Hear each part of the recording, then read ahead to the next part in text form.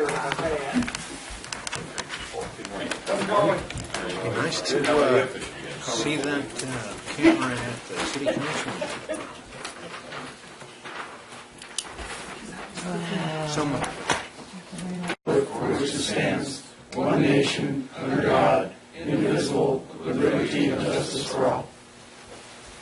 Heavenly Father, guide us today through our meeting that we make profound judgment in all issues before us. Grant us the foresight to know the outcome so that no one will suffer from our decisions. Amen. Okay.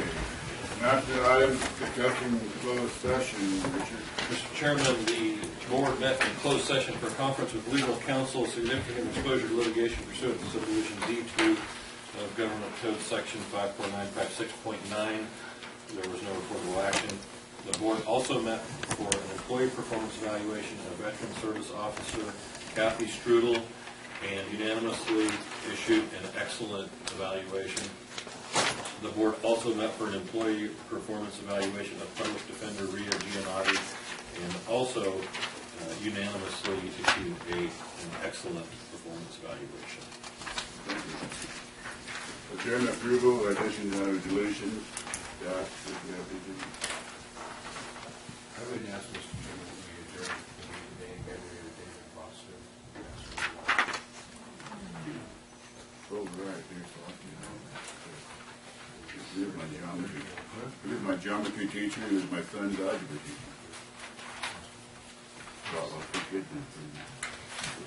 Okay, with that addition, we have a motion to approve the agenda with that addition. I'll make second. Any discussion? Seeing none, all in favor, say aye. Aye. Opposed, say no. Ayes have it. Public comment. Now's the time. Does anybody from the public have any comments they want to address the board? Mrs. Spencer, come to the podium. This is just kind of a housekeeping thing. The Lassen County Public Improvement Corporation that you used to get the $4 million loan hasn't been updated, and your name should be on this, Bob. So your name should be on it.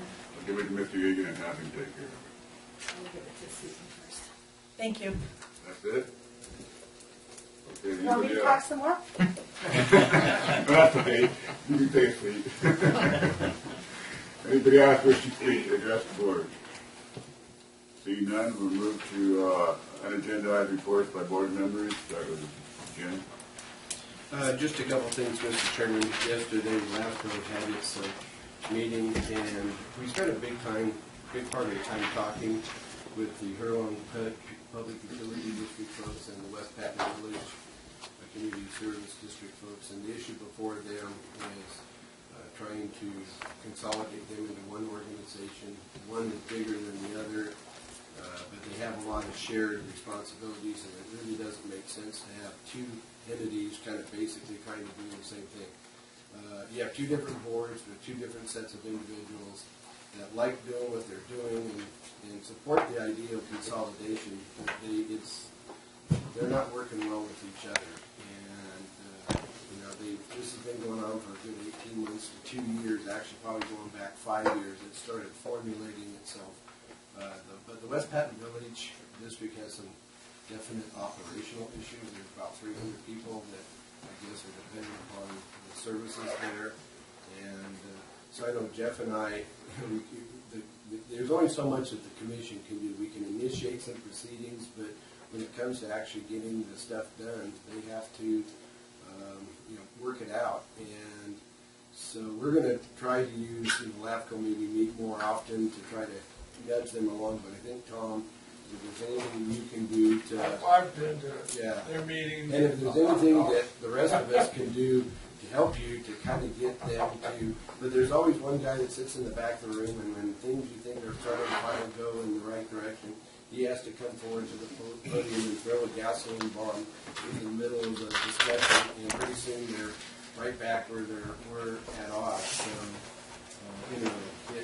that was the kind of the main thing. We also proceeded with reinitiating the Southern Cascade, CSD, dealing with the evidence.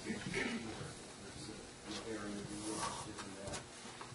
thing I had, and it was in yesterday's digital clipping service, which is kind of a service, if you aren't signed up for it, I forwarded Jeff a link, but it gives you a kind of a digest of all the articles in the news throughout the state that relate to county-related issues. So you kind of see what other counties are doing. It's actually pretty good. It's free. It's CSAC, and there's several organizations that come together and sponsor it, and they put it out. But there was an article published in the LA Observed, which is apparently never heard of this one. There's some newspaper down in the LA County area, and they're talking about the LA County Board of Supervisors. And I'll have to just read it because it's really short, but I'll pass it around because I just found this kind of amazing.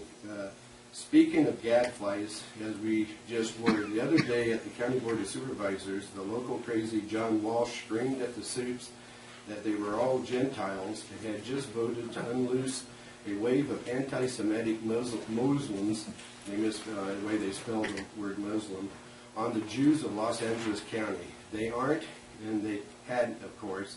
The vote was to express a willingness to accept Syrian refugees fleeing ISIS and civil war. But gadflies don't bother with the details. Walsh apparently also forgot that he was lecturing a Jew when he called Supervisor Sheila Kuhl. She was the one that was on the Dobie Gillis series back in the 50s, and she's now one of the new suits down there. An anti-Semitic scumbag. Kuhl snapped and called out Walsh in a fashion that many Los Angeles electeds before her wished they had. Quote, "Listen, you," and she uses the A word, "I'm a Jew," unquote, Kuhl said. "Frosty is all hell." Quote, "My mother was a Jew, and if you say that again, I will shout the entire time you are talking. Thank you." Unquote. Hey, Walsh should be happy somebody was listening. His time at the speaker's table is usually for making phone calls or checking emails. This time they cut off his mic. But anyway, we kind of think about our, out in these rural areas, but boy, I tell you, and they have a video that you can actually see this play out. And the way their boardroom is set up is they have a chair that sits on this kind of a raised area, and then each, the board members in the room, they all have like little pyramids they sit on. It's pretty strange looking, but anyway, I thought maybe the board would be, at least we don't have people calling us anti-Semitic scumbags. So anyway, it was kind of interesting to see that article, so I thought I'd share it. That's all I have, Mr.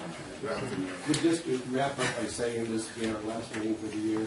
Thank you for your service, and I also want to wish everybody a Merry Christmas and a Happy New Year. I think next year is going to be an exciting year. Good. Aaron? I have nothing other than just what Jim just said. Merry Christmas, Happy New Year to everybody. You get anything on your hunting trip? My hunting trip was successful this summer. Good enough. Life is good. I have meat and freezer to feed the family. Major freezer. Jeff? I wish everybody a Merry Christmas also. Happy New Year. Shop local if you haven't done your shopping yet. Tom? I'm going to elaborate a little bit on the West Pat Village feud, the ongoing feud. I've been to several of their meetings, both sides, and then I've been to joint meetings, and I've tried to facilitate the general manager and the board president of West Pat Village to come to an agreement. And there's some real issues in the structural integrity of the sewer system in West Patton Village, and it really needs to get resolved. It really needs to get resolved, and I believe Lassen is going to step in. And it's not good for anybody in the county, and I honestly have tried, and I don't know where it's going to hit, but I'd like to see it come to an end. I know HPET has the ability to fix the flaws where I don't think West Patton Village does. So. Okay. Sounds good. Tonight, again, we'd like to say Merry Christmas to everybody. This is my last meeting as chairman. Thank God. Pass that on to Jim, I hope. No. So, anyhow, it's been a pleasure, and it's been rewarding, and it's quite an experience. I think it's the third time I've been chairman.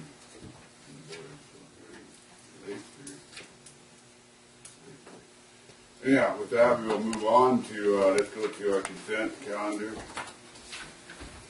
Let me find it here.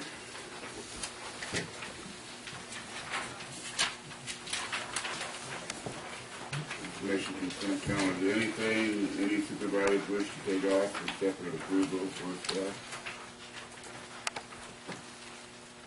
Seeing none. Anybody in the public want to take anything off? Seeing none. Okay, we have a motion to approve the consent calendar as is. Second. I'll second it. Motion is second. Any discussion?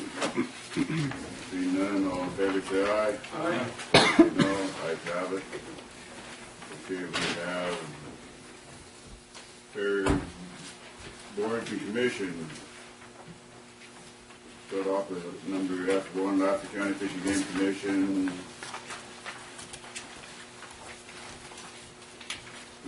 Anyone would speak on that? Fish and Game Commission, I see, but.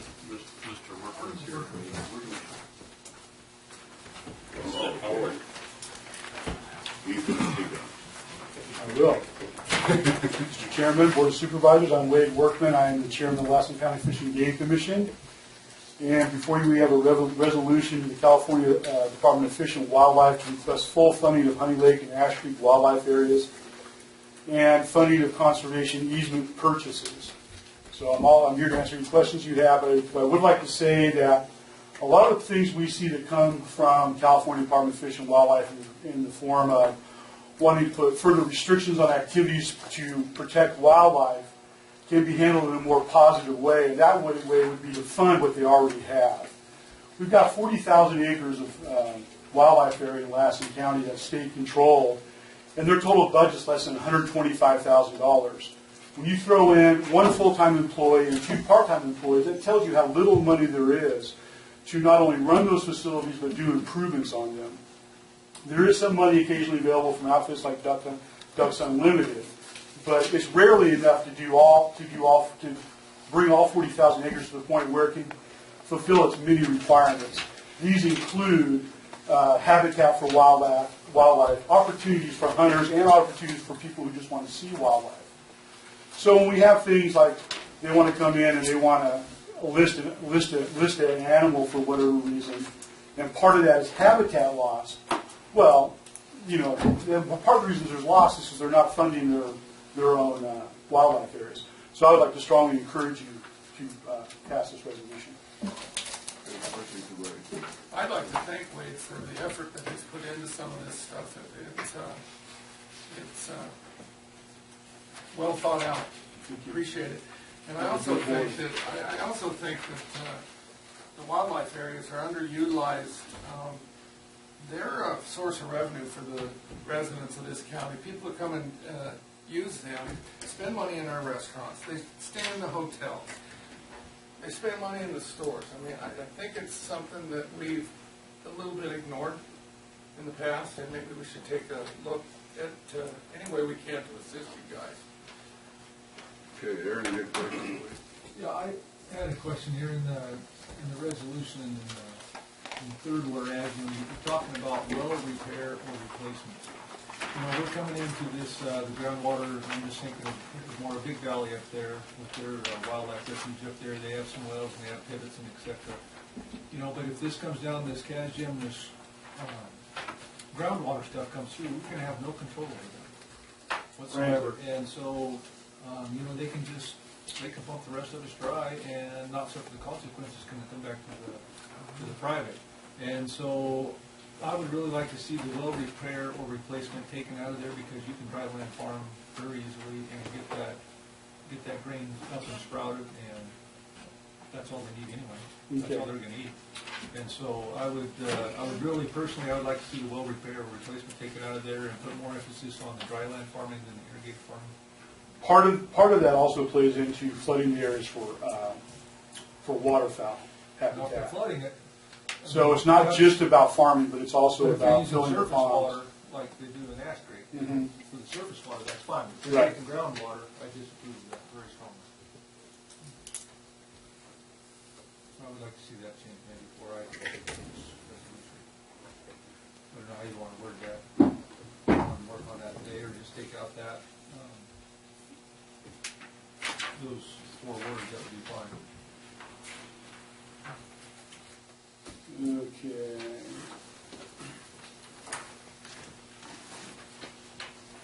So I'm sorry, which 4 words in the third whereas? In the third whereas, well repair or replacement. Well repair to fully staffed.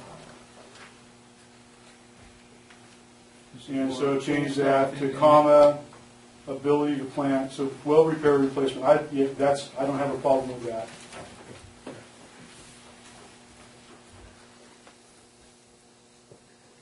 Okay, any more changes? With that, I would move approval of this resolution with elimination of the well repair or replacement. Do you have a second? I'll second it. Motion is second. Any more discussion, Richard? I just have one comment. We could spend a lot of time on conservation easements, and that's not my intent here, but I think I'd be remiss if I didn't just point out the fact that it's pretty often that the state has money to acquire land or easements or something, and they have no money to manage what they already own or want to acquire. And I just think the notion of acquiring easements for the sake of acquiring easements is probably a bad one. Basically, particularly when the state's involved, because what you're doing is you're taking private land off the tax rolls and restricting its use, which may or may not retard the economic activity that goes on that land. And I think if absent some sort of analysis of that economic impact and the ability to manage those lands, or I think it's probably a mistake to just blindly ask them to acquire. That's all I'll say about that. Well, Richard brings up a good point. I was very glad to see it wasn't the direct purchase. And I didn't necessarily make that connection with the conservation easement, but it's very true. It'll still stay in private hands, but you eliminated the potential use of it depending on what the little landowner signs up for the conservation easement. And so I think there ought to be a little more side rails on that. Maybe more open-ended.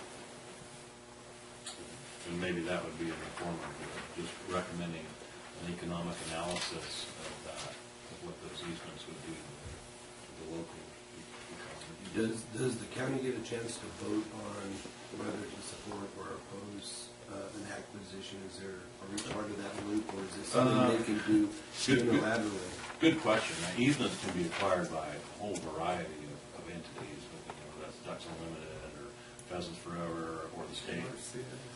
The state on its own. Oftentimes there is either federal or state money funneled through those organizations, so they kind of trail that. Well, easement acquisition is one thing, but actual property being secured is another. And in years past, I was under the impression, and the board has on several occasions taken a position to oppose outright acquisition of properties for that very reason, lack of funding for maintenance and ongoing operations. Now, easements are a little bit different because it still has private ownership. They're just, seeding how they're going to use the property and do it in conjunction with conservation easements are each individual and unique. They can range from being very limiting to being almost outright purchases, just depending on how they're written. These easements here are on private land, correct? Correct. Yes. So being in private land, Still paying the property tax. Yes, but and this is another philosophical debate we spend a lot of time on. When you grant an easement as a private landowner to whoever you grant it to, you're granting a portion of those property rights. That may be, and that will affect the property value, which translates into your tax base. So if I have a piece of property and I grant an easement to the state that says I'm not going to graze cattle, I'm not going to raise hay, I'm not going to do anything. The value of that room, what I now own, is much less than it is if I could do those things on that land. And that'll be reflected in the assessed valuation. is that really realistic, somebody to do that? I would think if They're all over the board. Conservation easement for private property is a lot different than an easement for government property. Well, there wouldn't be much purpose to put a conservation Well, if the easement. I'm thinking like Willow Creek, like if the government purchases property and takes it off the tax roll, Right. that's kind of what I'm hearing you say, I think. Well, what it does is it diminishes the value of the remainder. A conservation easement does diminish the value of any property. Yes. Correct, because you Right. can no longer use it for development. Or in a lot of cases, or grazing, or, farming, or. I've never heard of one would take away grazing and farming and all that. You can write however you want. Well, however the two parties agree on, the landowner and who's putting up the money, whatever they agree on. Right. And I guess that's the point, is we don't know. You just say, Correct, we don't have no idea. we don't know what this, a particular easement looks like, and they're very unique and they're very property They specific. can go either any direction, it can be any conglomeration of it. So what do you want to do with it?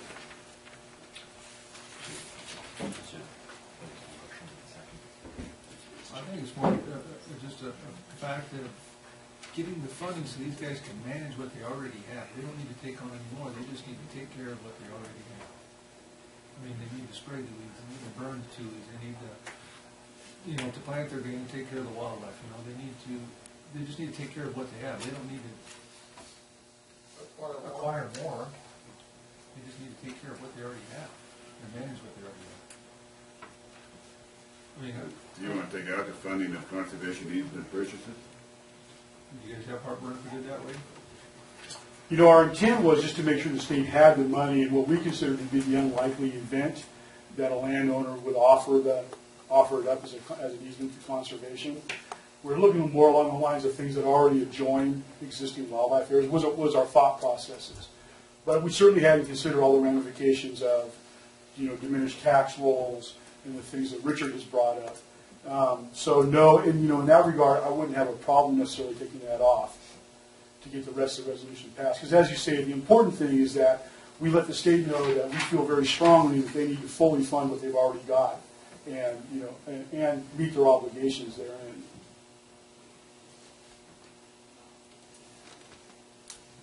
The matter of how you guys want to do it. So you basically put a period at the end of the word perpetuity and strike the balance of that now therefore clause, because that's where you're talking about providing funding for purchase of easements and stuff from willing landowners. And then you have the first two whereas. Yeah, it'd be the last whereas. Just strike that altogether. Because in the perpetuity, it pertains to the funding only of the wildlife areas. Oh, no, I see what you're saying. Therefore, now in the therefore, we need to strike and provide funding as well as procurement support for purchase of conservation easements for willing landowners in Lassen and other MoDOT counties. We need to strike all of that and put a period of perpetuity.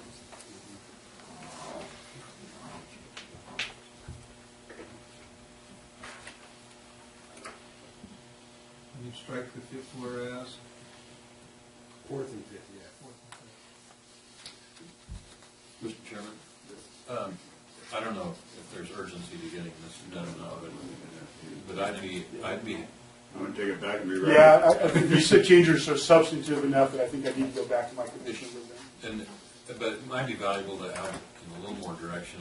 And I might suggest that we, rather than excluding easements altogether from the resolution, maybe we craft language that recommends some better analysis before acquiring them.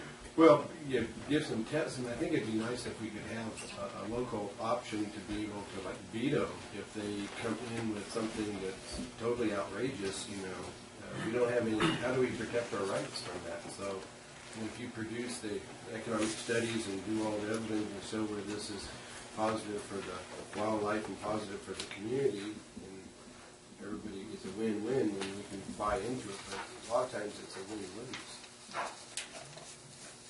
Okay. So, As long as the condition of the conservation easement do not have an economic effect on the community, I think taking away grazing and taking away farming, any of that wood. That's a good way to put it. Yeah. I think that's what we have to kind of stop that from happening. Mr. Maker, the Mr. Chairman would be willing to withdraw the motion. The second, yeah. Yeah, let's go out that. We'll send it back to the Fishing Game Commission.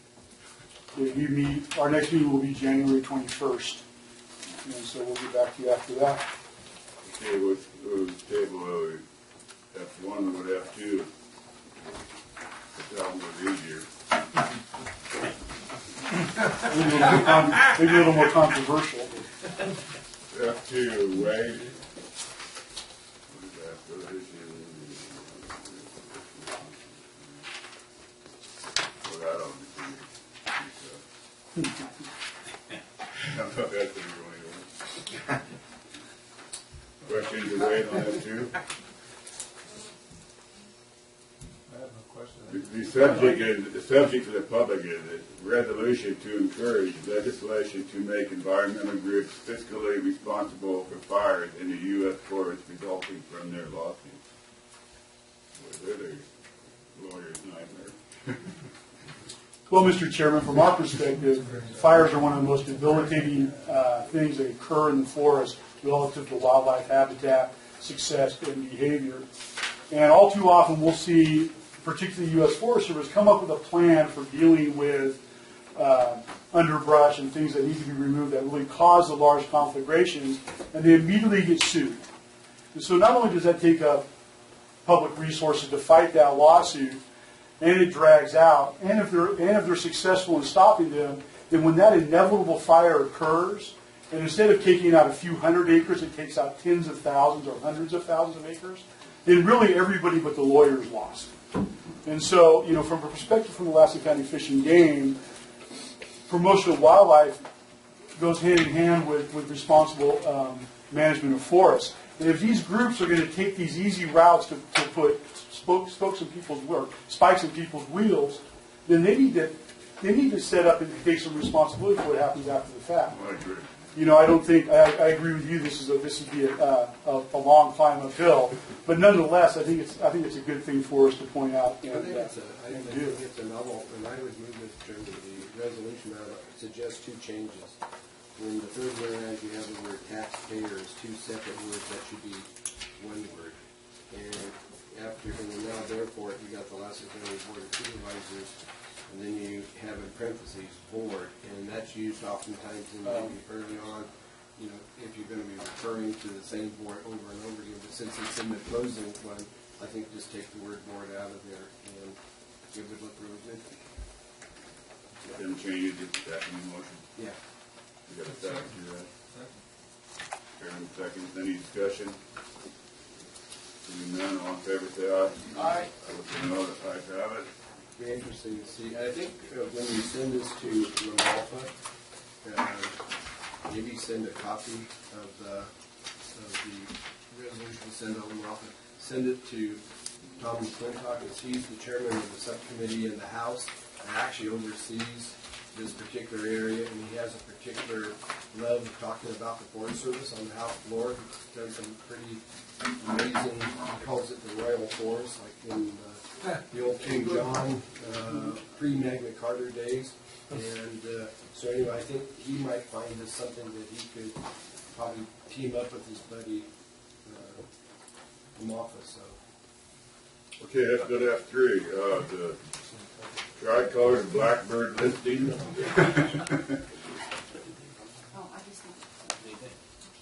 Do you have a motion to approve that or disapprove it? I'll move to approve it.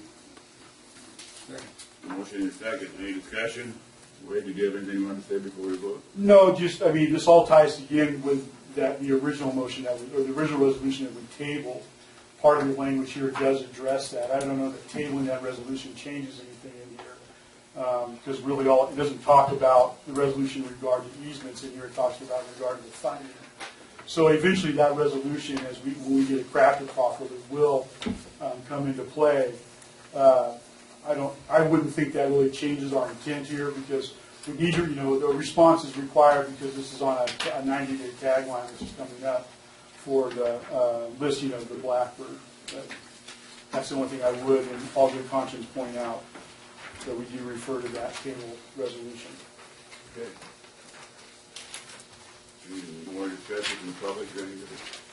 Seeing none, all in favor, say aye. Aye. Opposed, say no. Ayes have it.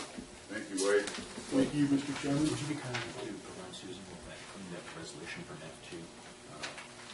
Yeah, I'll send you PDF. Thank you. Okay, yeah, good enough. Thank you.